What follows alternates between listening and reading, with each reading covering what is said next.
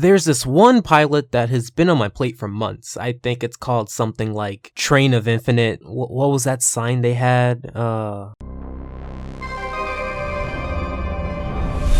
a Lemniscate. Today we're going to review Lemniscate Locomotive. That's right.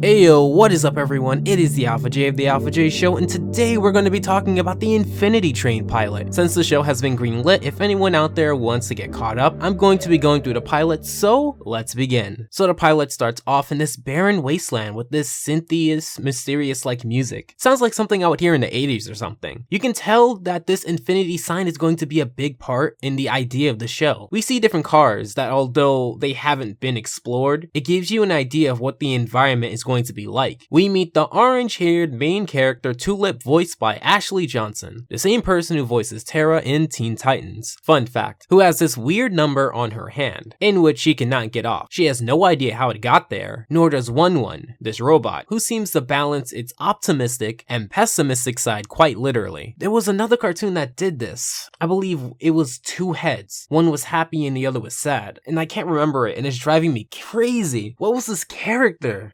It's gonna drive me nuts. Anyway, Tulip is often described as having quote-unquote advanced 12-year-old logic, according to the show's creator. In this pilot, she comes across very frustrated with varying levels of patience. Earlier on, she's helping One get through a puzzle, as apparently he's been there much longer than she. Also, the dialogue is very natural. It doesn't seem too exposition heavy. As you go through the environment, you see these cars that have different traits. Although they use the first example as sort of a joke train, I actually find this concept rather interesting. It makes you think about the other cars, if there will be rivalries or blocked doors that need to be opened or bypassed. The opportunities are endless. It also makes you think about the potential lore that can be created. We get introduced to Corginia, which serves as this Greek-inspired massive open land inhabited by Cardigan Welsh Corgis and Pembroke Welsh Corgis, who have the best personality ever. It reminds me of that Sleepy Time episode from SpongeBob when Gary was enlightened. I am Atticus, King and Uniter of the Cardigans and the Pembrokes.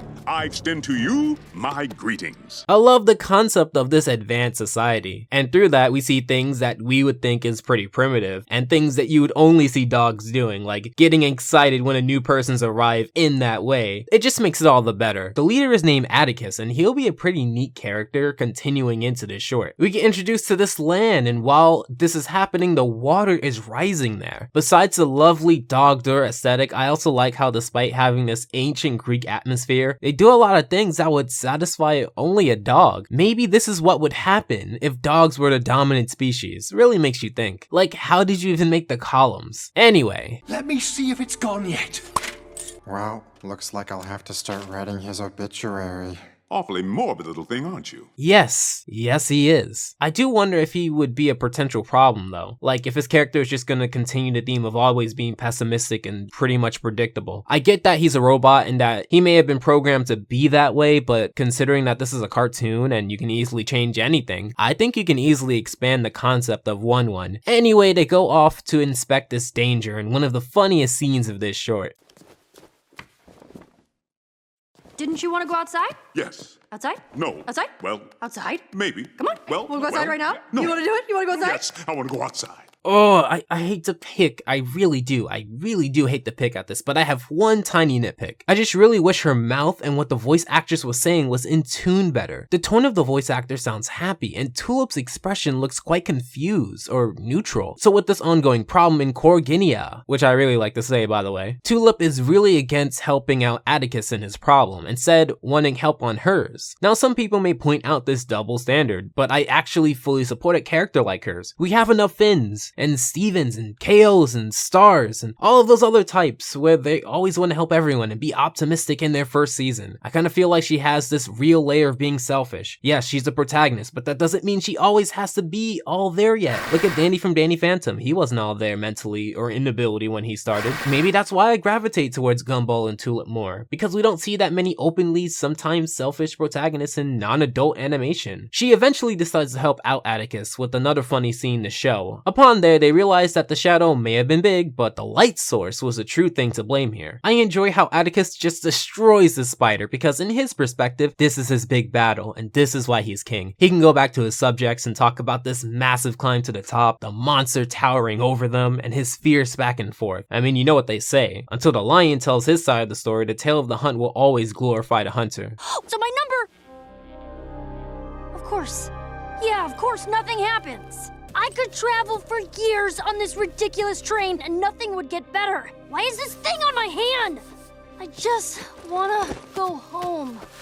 I remember in my Tough Puppy review, I was talking about how Jerry Trainor was perfect for the role of Dudley because in his case, yelling was his strong suit when it came to his voice. And I think the same kind of goes here for Ashley, the voice of Tulip. Maybe it's because of her terror annoyed and frustrated, but it really works well for Tulip as well. And luckily, Tulip is also annoyed and frustrated at this sting on her hand. However, she quickly moves her attention to wondering how a shadow would create the rising water, and that is how we meet this beast. Oh, I know I mentioned that the shirt was funny, but did you know the shirt was funny? Maybe we can escape out the door. How do I unlock it? First, you put your paw on the handle. Okay. Then you turn it. All right. That's how all doors open. My people have been working on this technology for decades. I really love the voice actors for Tulip and Atticus. However, this is the big moment. After 1-1's clumsy optimism gets the best of him, they all fight this robotic creature that shoots bullets from their eyes and entangles their victims in their cables. Also, Atticus, for Corginia, tries to attack the creature but fails miserably. Like, dude, you probably should have knew that was gonna happen. Tulip now shows a lot more concern for Atticus, unlike earlier. Return to your seat.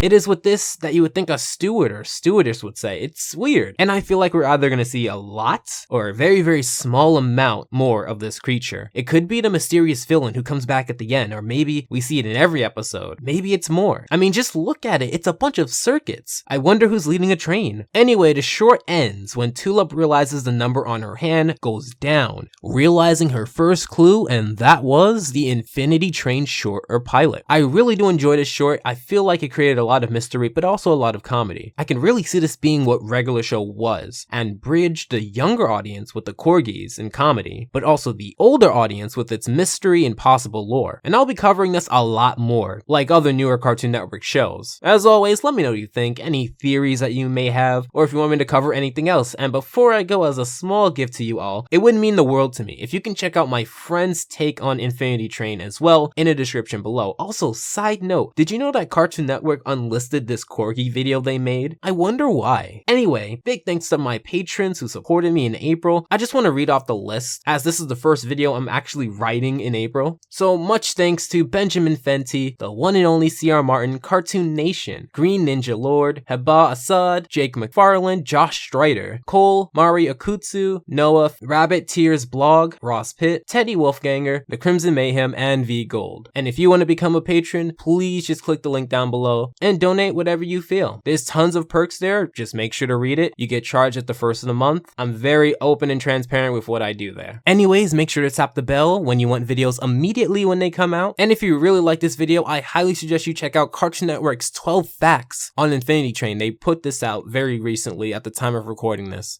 I'll talk to you guys next time. As always, I hope your time is well spent, and Alpha out.